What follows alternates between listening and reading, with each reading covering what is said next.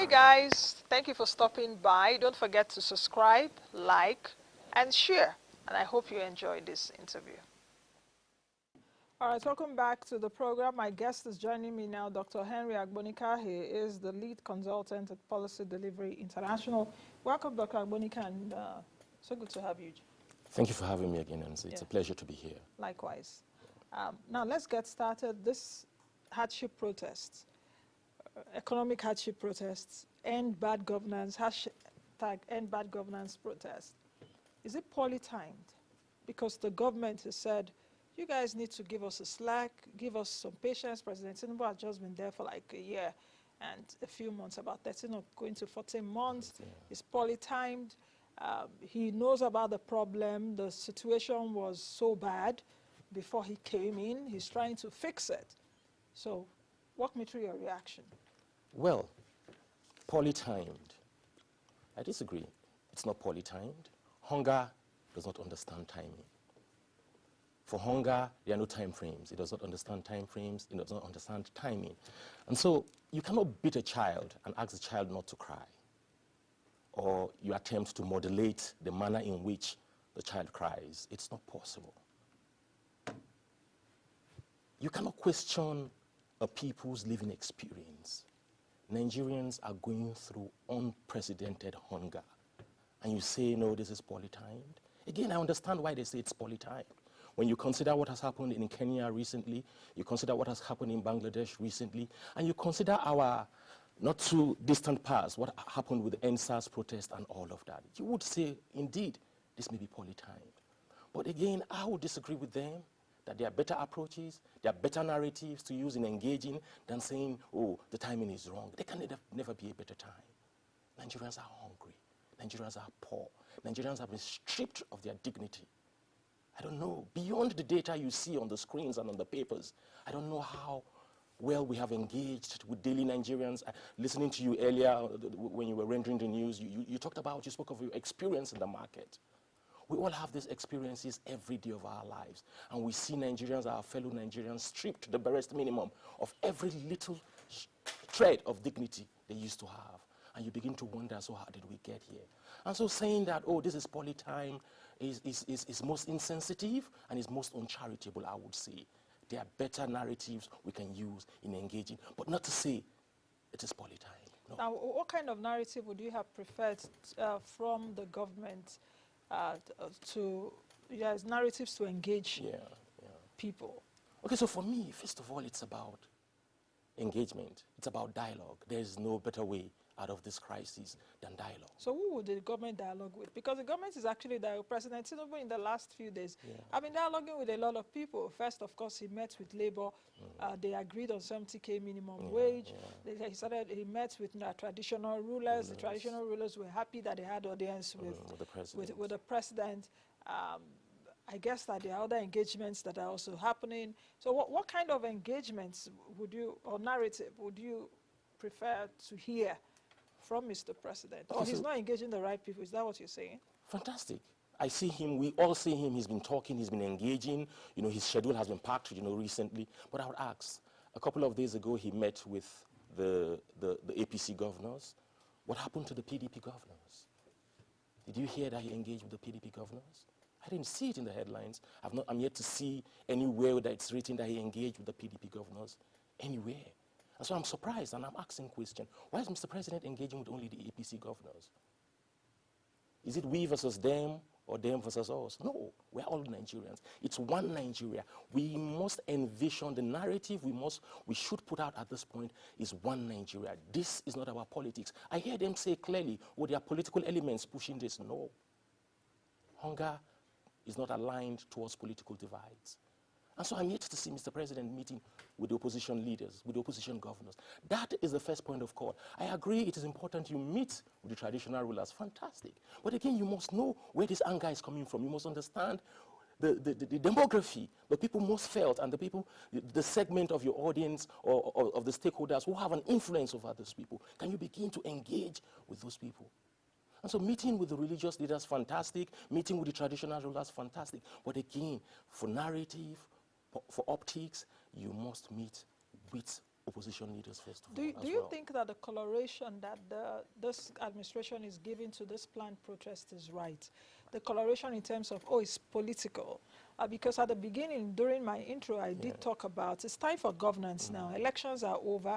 Supreme Court judgments and co, we have been done and dusted with it. It's time for governance. Yes, so I am assuming definitely that President Tinubu has taken that governance hard. Should it be more politically colored in terms of like what you're saying now? Engage with APC people, you were expecting them to engage with PDP people. That didn't happen. Those categories of people, are they even the best people to engage with at this time? Because the governors are also part of the problem. Yeah. In terms of the argument is that we need to take off subsidies so that our states can get more money. In the last 1 year or so, or 1 year and a half, the FAC allocations to states have increased. That's right. The president, during his meeting with Labour, did say that he would do everything within his power to assist the states to pay, as well as organized private sector. To pay. So these categories of people, are they the right people to engage? Because the governors too, Nigerians don't believe our leaders. Like I mentioned earlier, we are not seeing our leaders, we don't see leaders with empathy. You're seeing leaders that are coming with a bragado, military style kind of talking. Is it King Kong? Is it the film King Kong? It was even, King Kong, the gorilla was even, Human at some point. he was human with the lady that, right. He started befriending and all of that. So what categories of people should the president be engaging? Because even these people, there's little trust for them. Okay, so let's start from the narrative that's coming from the presidency, that this is political. If this is indeed political, doesn't it then beg the fact that the engagement should start with the political class? So if this is indeed political, if you say this is political, then how best do we engage? Who best do we engage but the politicians themselves across party lines? You put everybody on the table and have this honest conversations that, okay, agreed, things haven't been the way they ought to be, but Nigeria is our own. It's the only country we've got, and as politicians, we must fix this country. And so I would think that if the presidency assumes that this is politically driven, the first point of call for him should be the fellow politicians across political lines. But again, it is not political. It's economical. It's about the stomach. It's about the people's welfare. And so that's, first of all, why I say that you cannot question a people's lived experience. And that's, once you begin to question the people's lived experience, you begin to clearly see the lines of disconnect and alienation. And so it clearly tells you that our government is alienated from the people. Clearly. The people also do not trust the government. But we have also seen interventions from the federal government, right? I saw a video in circulation over the weekend where rice and some other staple food items distributed to a state in north-central Nigeria were being repackaged to sell in the open market.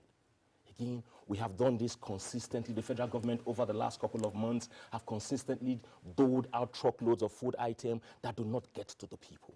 Can we be innovative with our supply chain approach? Now, the question which you mentioned, which I also did allude to earlier on, is the issue of governance, because the federal government, President Tinubu gave those bags of rice to governors, 20 trucks of rice of 25 kg rice to each state. Yeah. And if we're seeing that, of course, I also saw that video, repackaging, people selling, it doesn't leave good taste. So must you give them to governors? And so if we have a consistent must you give them to governors? Yes, must you give them to governors? Who should they give to? So we need to find that way that works. What works? So what works actually? What will work in that case? So that's what, again, I do not, I'm very wary of the tyranny of concept of tyranny of technocrats. Okay, so it's not for us to say, okay, this is the best way. No, considering the situation that we have, 20 trucks per state and it doesn't get to the end users, we need to evolve a way. Do we bring in the private sector? Do we bring non-state actors? We need to think our way through this. We cannot say no constantly. We must give this to the state governors. Repeatedly, the subnationals have failed us. The federal government has attempted to push interventions down to the locals, but it's not getting there. And so should we continue to use that system? Do we continue to use that supply chain? Can we be innovative? Can we sit with the private sector and say, okay, guys, we have done this consistently, but we are seeing gaps. Can you help us? What do we do? The government must be willing to dialogue. You do not know it all. The technocrats in your system, in FEC and on those boards, do not know it all. And so you must engage with everybody to say, okay, having done this over the years and it has not worked, how do you think we will make progress? The next batch of commodities we send, how do we get it down the mile? How do we get it to the bottom of the pyramid? And so it is not wrong that the president sits, with the private sector.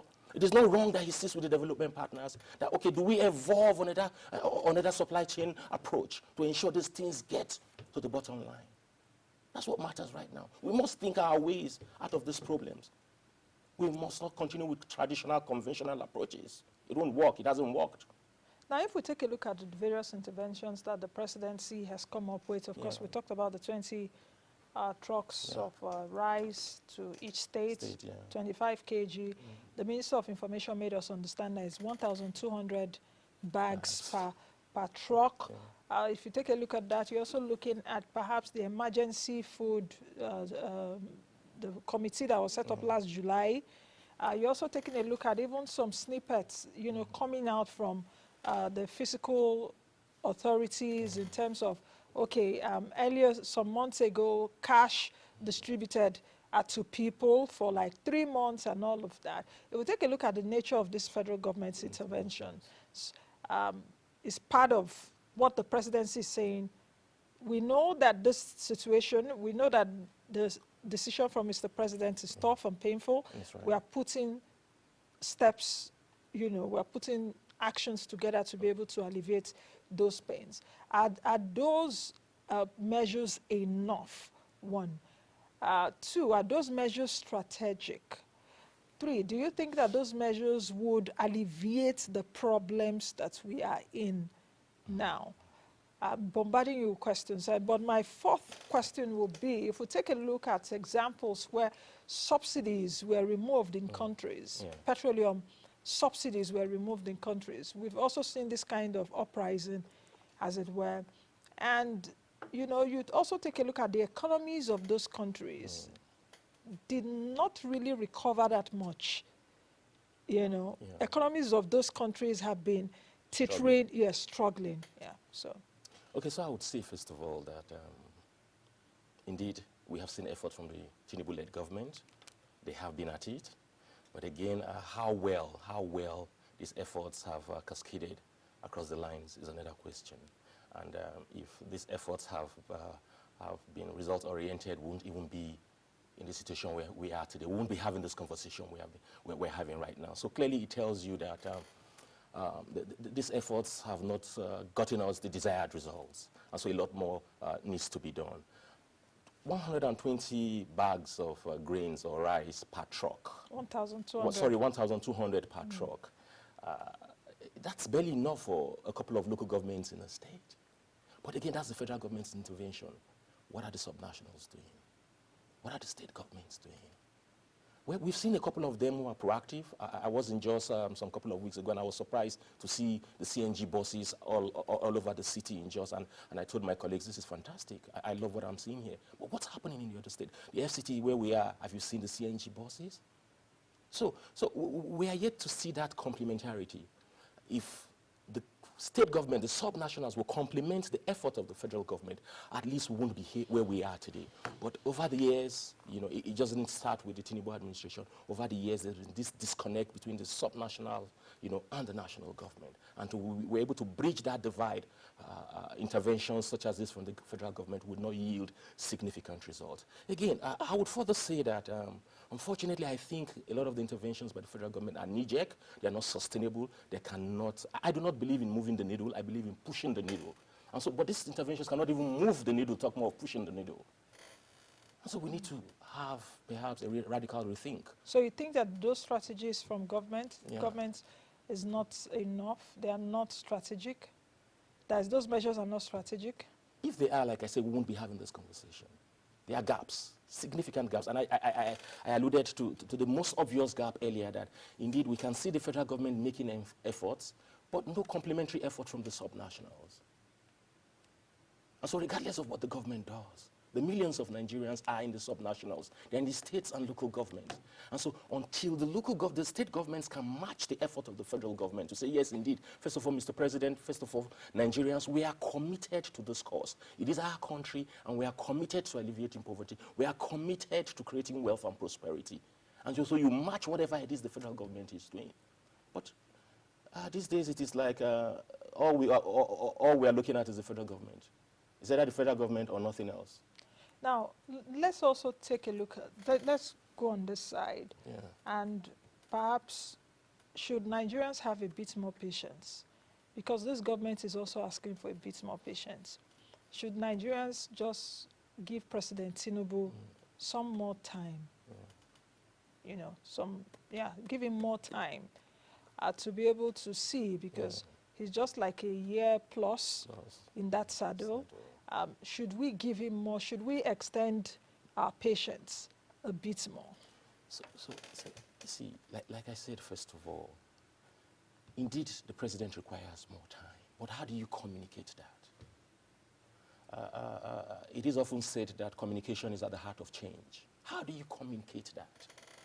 How well are we communicating? How well is government communicating with the citizens? Now look at just this scenario around this hardship protest. How well has government communicated?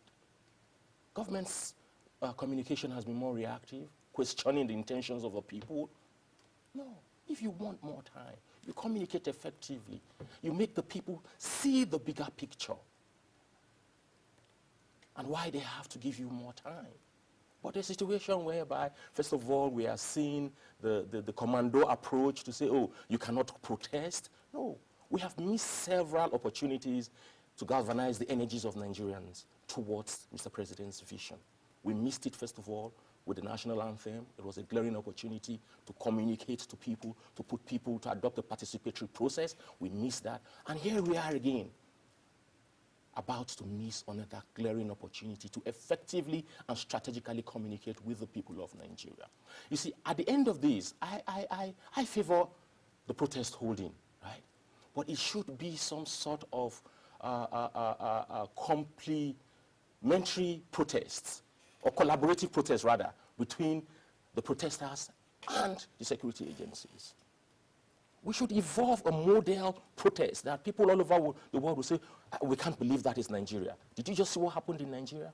And so the police themselves, the protesters themselves must be willing to sit down to say, okay, guys, our country is at stake. We need to protest because of what we are going through. But please, can you create the enabling environment? And the police will say to them, okay, guys, we cannot fold our arms and watch elements destroy this country. It's also ours. And so how can we collaborate, to ensure your protest holds and we do not lose anything? Such conversations can happen. But for such conversations to happen, communication is key. Now, what kind of, because you've been harping on communication, what kind of communication do you expect from the president? What kind of communication? Because we're saying communicate. The president has been communicating, his aides have been speaking. We've been seeing snippets of stuff in the media. We've also seen divided, people are also divided on this protest. Some are for, some are against. Yeah. What kind of communication are you expecting from Mr. President? Just how many days to the planned protest? Dialogue is an essential part of communication. When you engage with people, when you dialogue with people, you are communicating as well. Now, it's sending out releases, sending out snippets is not entirely communication. You are not communicating. You're just sending your own views, what you think. Hey, people, don't protest. We don't think it is right for you. This is not the right timing. Perhaps why not try a different approach, a much more strategic approach, and tell the people we understand you. Now, which strategic approach are you proposing? Are you proposing that the president does a media chat with much more than a media chat? Or are you proposing he speaks as a national broadcast? Much more than that. What are you proposing? Are you proposing that he comes on social media and meets the young people there? But there are also many young people that are not on social media. That's the rural poor, the rural young people too. Yeah. So what kind of engagement would be enough to assuage Nigerians at this time? So at this point, at this hour that we're in right now, I expect that the president and his handlers would be meeting with the leaders of this protest. I hear a lot of people say, no, we don't know, they are faceless. No, Yeah. some days ago, was yesterday, we saw the director mobilization of the group on one of the TV stations. So they are not faceless, they are out there. They have written to government, they have written to the FCT minister requesting permits to use, public utilities for this protest. So they are not faceless. Can we begin to meet with them? Even though the FCT minister says he has not gotten any information as to that. But that's by the way, but... Okay, so that's part of the issue we're talking about. Agreed, you have not gotten the official communication. But if it's out there already, can you identify these guys? Can you go the extra mile as the leader to say, okay, gentlemen, can we have a talk? Okay, your letter hasn't gotten to me, but I see it out there. So what are the issues? How can we resolve these issues? Okay, must you use the Eagle Square? For some exigencies, I cannot give you the Eagle Square. What if I give you the old parade ground? We must talk. We must drop the combative approach. It won't work. So the communication approach I would think the government should adopt should be more inclusive and participatory. Enough of the press releases. Can Mr. President come out and address Nigerians using all approaches available to him? The national broadcast, fantastic. Engaging with people on the social media. All across board, you need to engage with people. Call the politicians on board to speak with them. Sometimes we underestimate the influence these politicians bring to the table. Particularly if you think that this is politically motivated, then you are not engaging enough with the politicians if you think this is politically motivated. Okay. We have a few questions coming in, and let me quickly take those questions. Henry Odemeho is sending us a message. Said, how much have Nigeria borrowed in the last 1 year since the inception of President Bola Ahmed Tinubu? How much does it cost to fix 2 of the 3 refineries in the country? That's his own question regarding, of course, what we are talking about, because many Nigerians have different questions, different concerns. Okay, Johnny Aguda is asking, our new government are letting us know that Naira has no value anymore. When our highest money can't buy or solve any problem in just a minute, that we should all seek for the dollar to solve the problem. That's coming from Blessed Johnny Aguda. Thank you guys for sending your messages. So perhaps do you have anything to say concerning the questions? Of course, these are things that Nigerians are talking about. Yeah. The purchasing power, of course, eroded. Naira exchange, the exchange rate is about 1,600 Naira, from about 750 it was at the beginning of this year. Yeah.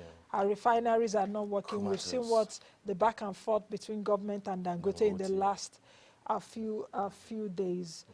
So within this context of these questions, how do you think that the government can address the root causes of economic hardship in Nigeria? Because these questions too are around the structural defects that we have in the country. What can the government, and when I mean the government, I'm not talking about President Tinubu alone, what can the government do to address the root causes of this economic hardship? Because even the protesters have their own demands. Some of those demands cannot be handled in one day and in 1 week. No. So for me, it's basically the need for us to stimulate production across the country. We are not producing. So it's not even a matter of we are not producing enough. We're not producing at all. Right? We're not producing. And so the only way out of this quagmire is to begin to stimulate levels of production across the nooks and crannies of Nigeria. Enough of this consumption pattern of ours.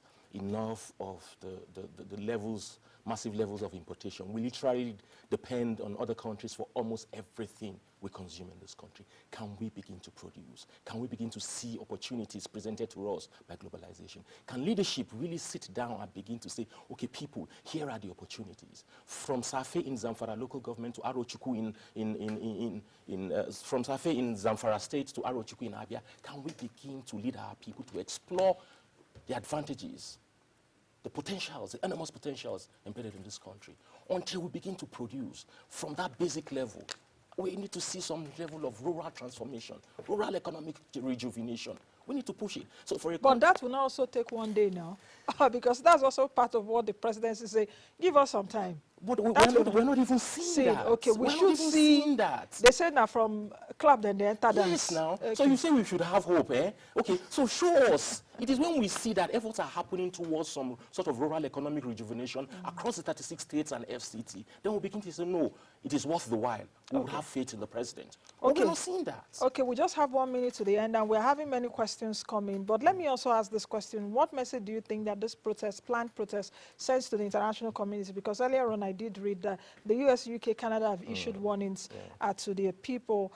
Let's also take this question. The government should open the borders for inflow of foodstuff for 2 years and mandate all governors to focus on extensive farming for the next few years and provide adequate security for farmers. That's coming from a viewer. Thank you very much.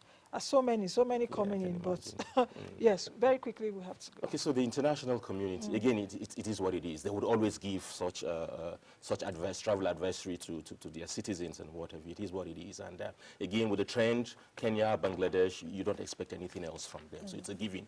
We expect much more perhaps from them in this regard. Now, as to opening the borders. Opening the borders, again, that comes with its issues. We would again be importing more inflation and all of that. But again, what do we do? Do we have a choice? 2 years is a lot of time. So could we open, I think it's 6 months, or 7 months window that the government had said they would open. No, 150 days, about 3 months, days. Yes. Okay, so I think that in the short term, immediate to short term, we open the borders, but not medium to long term. It will be counterproductive. And so for a short while we open, we're able to stabilize prices a little, and we close the borders, and we get our hands dirty. The problem is we don't want to get our hands dirty. We wait on Abuja to provide the money, and we want to share the money and live large. It won't work. Okay. I think we'll leave it at that. When it comes to economics, which side do you go for? Because to every side, there's pro and cons to it. But I want to say many thanks for joining us on the program. My pleasure. Let's see what will happen in the next few days, and we'll definitely be here to cover all sides of the matter.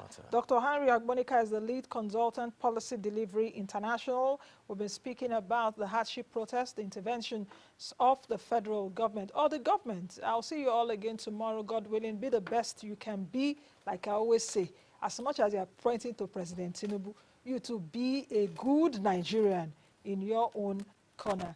I'll see you all again tomorrow. Nancy Naji is my name. Bye for now.